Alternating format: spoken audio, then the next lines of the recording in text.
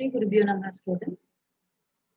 Welcome back to Online Teaching Academy, Ekalaiva. We are in the fourth session of the lesson, The Rise of Nationalism in Europe from History. In the previous session, we have seen the new conservative order in 1815 in Europe and why they were autocratic and how secret societies were set up and about the Italian revolutionary Giuseppe Maini. So let's proceed further.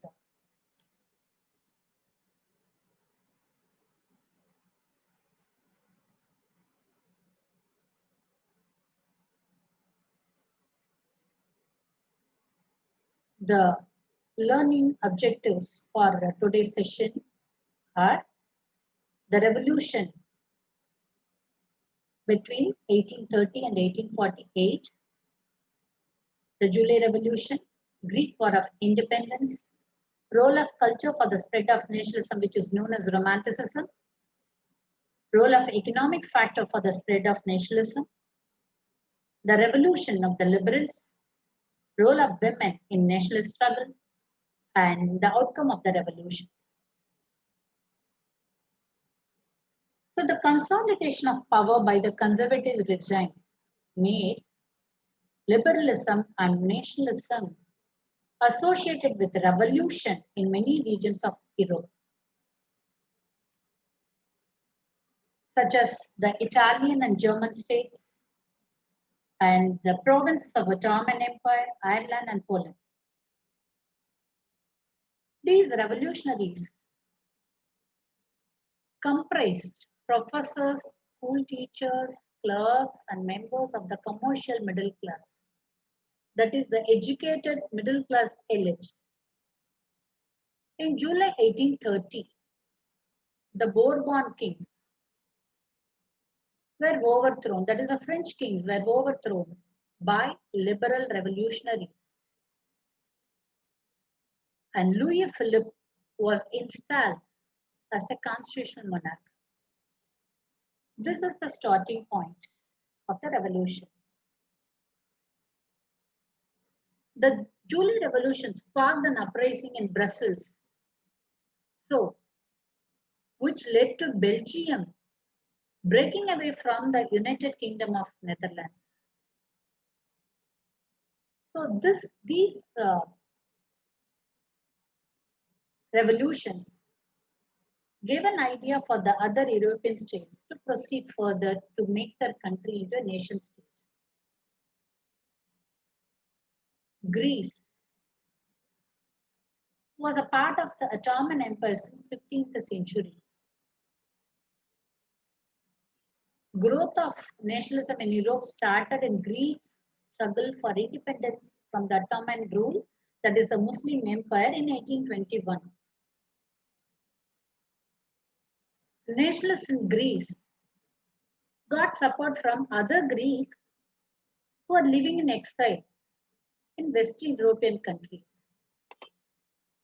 Because these Greeks had sympathies for ancient Greek culture, because poets and authors lauded Greece as the cradle of European civilization.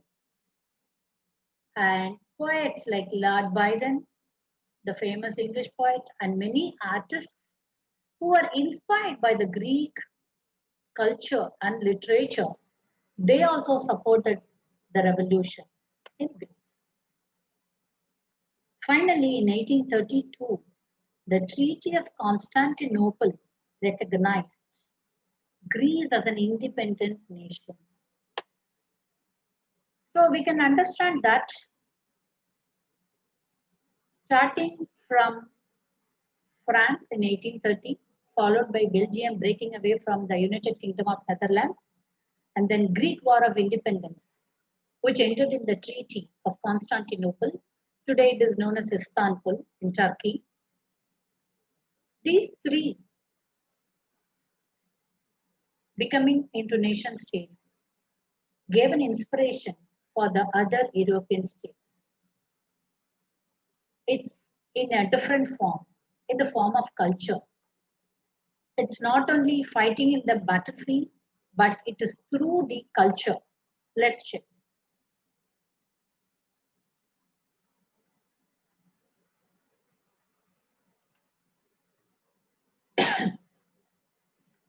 So the Romanticism, it is known as a cultural movement which sought to develop nationalist sentiment through art, poetry, stories, and music. This helped to express and shape nationalistic feeling in the minds of the people. Romantic artists and poets generally criticized the glorification of reason and science. They did not believe in glorification of reason and science. Rather, they focused on emotions, intuition, and mystical feelings. Their efforts, what were their efforts? That is the romantic artist and poet's efforts. Their effort was to create a sense of collective heritage and common cultural past, quoting the culture of the past. That is what their idea. And kindling the mystical feelings of the people. All these things were seen as the basis of a nation. So this romanticism helped the poets and artists to shape the nationalist feelings in the minds of people. It's not only in poets, music, stories, art, but also in expressing the vernacular language.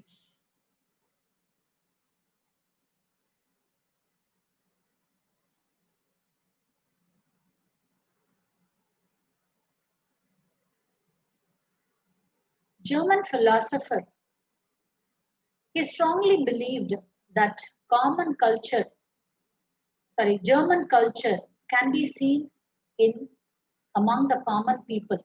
Common people, Das folk. Folk songs, folk poetry, folk dances. In this only, the true spirit of the nation was popularized through these.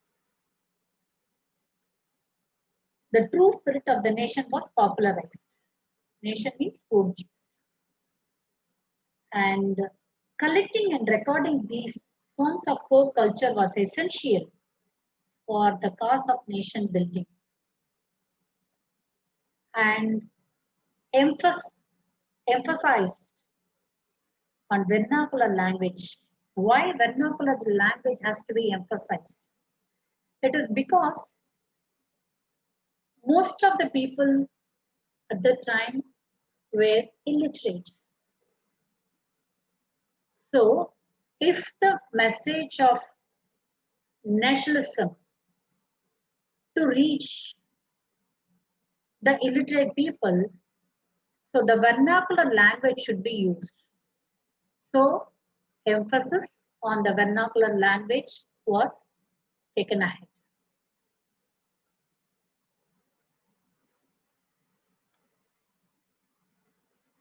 How the vernacular language was emphasized, stressed in Poland, we are going to see. Now, you may recall that Poland has been partitioned at the end of the 18th century by the great powers. That is a new conservative order. Russia, Prussia, Austria, and Britain. So at that time, Poland has gone to Russia. When Poland went to Russia, Russian language was forced upon the Polish people. Poland no longer existed as an independent territory, and nationalistic feelings were kept alive through music and language. For example, Karol Karpinski. He celebrated the national struggle through operas and music. Operas is a lengthy theatrical plays with music, with songs,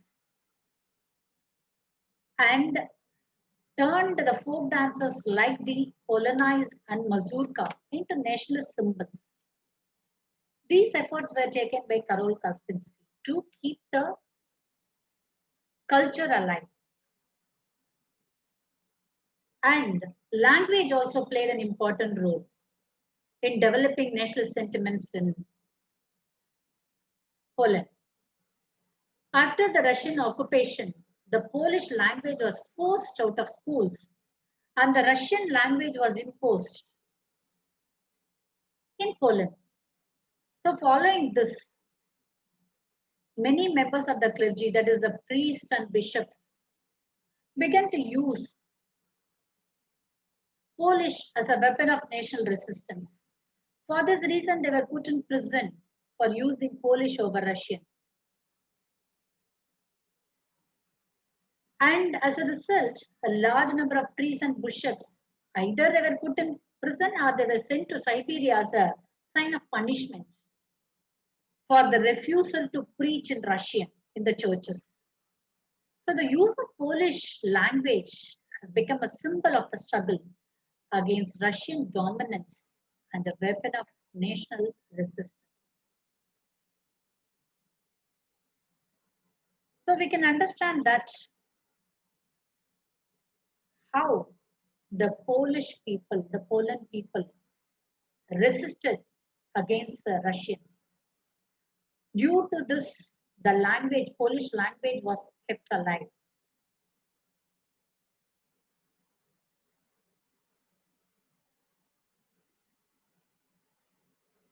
Now we are going to see the economic condition of Europe after 1830.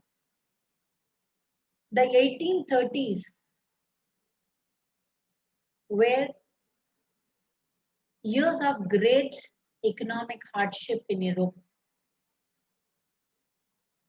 The first half of the 19th century saw an enormous increase in population. Population increased. When economic hardship was there, population was also increasing. So population from rural areas migrated to cities in search of employment. And small producers in towns were often faced with stiff competition from imports of cheap machine-made goods from England. So people migrated from rural to cities in search of jobs in the factories, particularly in the textile production. And aristocracy still had power. So because of that, peasants struggled under the burden of feudal dues and obligations. So the rise of food prices and shortage of food happened simultaneously. It is a cycle. So it started with economic hardship that led to population increase due to the migration, and job seekers were more than the employment opportunities. Aristocracy was still in power, so peasants struggle under them. Rise in food prices, shortage of. So this was the condition. The economic condition was very, very poor during the 1830s. Bad harvest, the rise of food prices, very, very poor condition that led to the poor condition of the people. So because of this, many people came to the roads in Paris criticizing the conservative regime. People did not have adequate food, adequate facilities, basic facilities. So they thronged on the streets and criticized the monarchical system. Due to that, so many revolutions have taken place.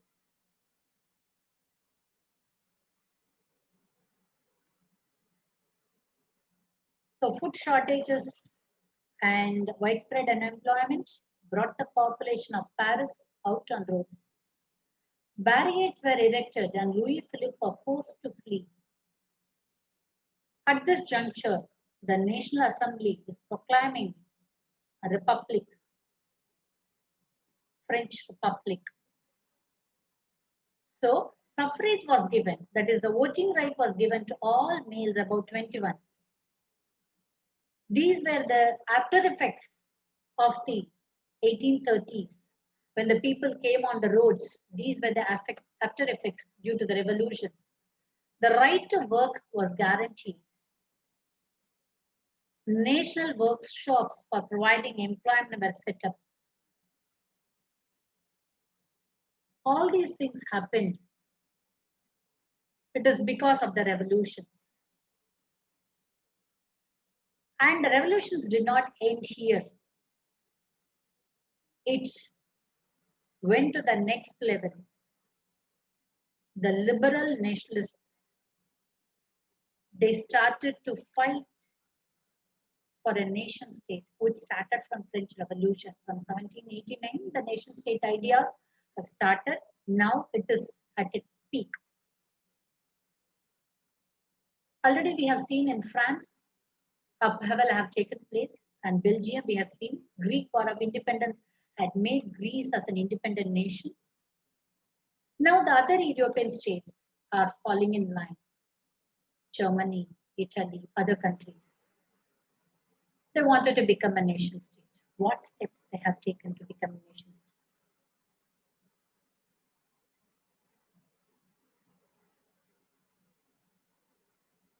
So we can see that in France in 1848, already the revolutions led by the middle classes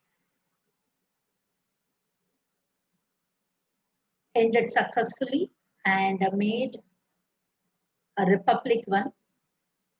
Abdication of monarchy, monarchy system has been abolished. So universal male suffrage, whoever has completed 21 years, all the men were allowed to vote. It was made into republic. France was made as a republic. So Germany, Italy, Poland, the Austro-Hungarian Empire, they started demanding, using this popular unrest in their states also, for the creation of nation state on parliamentary principles, which is very, very important. So they wanted a constitution, freedom of press, which is very, very important, and freedom of association. These were the things that were demanded by the European states at the time. Now we are going to see in the year 1848 an important event that happened in the history of Germany. Representatives have been chosen by the people first time. All German National Assembly was created. When all German National Assembly members were ready to take their seats, take their positions in the Frankfurt Parliament, the Prussian king, Wilhelm IV, rejected the proposal. He did not want to take the crown and he joined with the other monarchs of European states. Due to this, what happened in Germany? They got a chance to become a nation state. It was rejected by the Prussian. Let's check.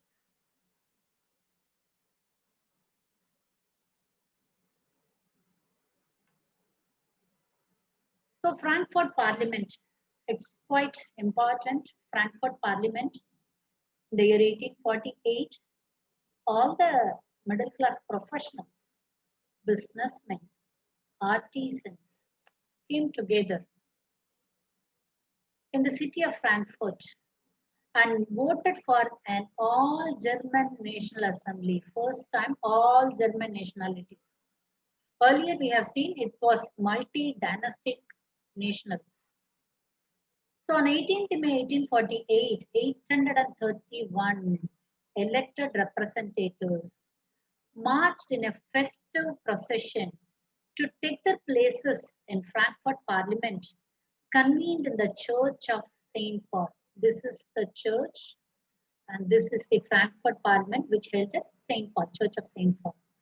And they also drafted a constitution for a German nation. So all set for Germany to become a nation state. But it was rejected by the Prussian king. So the deputies offered the crown to Friedrich Wilhelm IV, the king of Prussia, for the terms of the constitutional monarchy. So the crown was offered with the condition of constitutional monarchy. He rejected it and joined with other monarchs to oppose the elected National Assembly, all German National Assembly. So you can see King of Prussia, that is Wilhelm IV, Friedrich Wilhelm IV. The parliament consequently lost the middle class support. In the end, troops were called and the assembly was forced to disband. So this was the condition at Frankfurt Parliament, at the end of the Frankfurt Parliament. Now, throughout the French Revolution, even after the French Revolution till 1848, the women's role in the national struggle was quite good, very, very important too. Last year, you read Olympe de Gouges, how she created a charter of rights for women at the juncture of French Revolution. So we are going to see the women's role in the national struggle.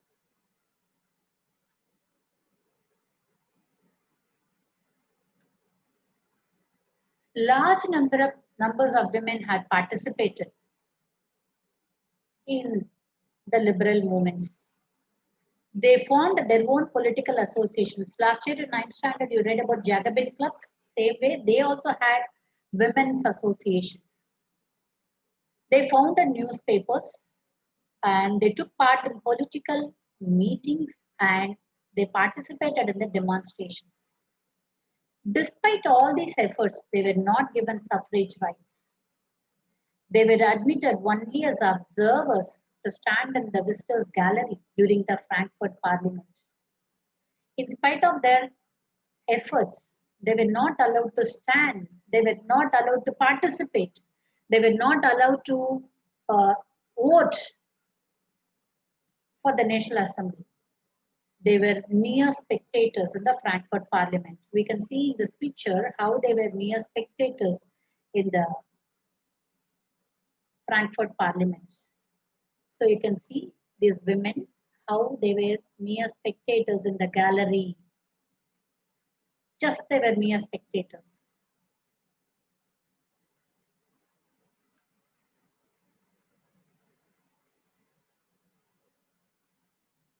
So lots of revolutions have taken place. What was the outcome of this revolution? So many revolutions have taken place between 1830 to 1848. It has given some outcome.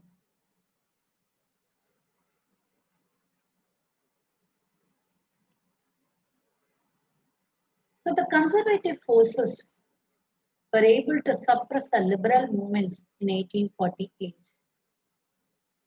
but could not restore the old order. They could not bring back the conservative setup before 1789, how it was. They could not bring back that old order. So to avoid another revolt, the monarchs granted some concessions. In fact, they started realizing that the cycles of revolution and repression could only be ended by granting concessions to the liberal nationalist revolutionaries. So by giving concessions only, they can control the revolution, they felt. So serfdom and bonded labor were abolished both in Habsburg and in Russia, that is in Austria and in Russia. Habsburg rulers granted more autonomy to the Hungarians in 1867. So these were the clear outcome of the monarchs, the conservative regimes that happened after 1850. So tomorrow, in the fifth session, we will see how Germany got unified, how Italy got unified, which has an interesting story behind that. Let's check in tomorrow's class. Thank you.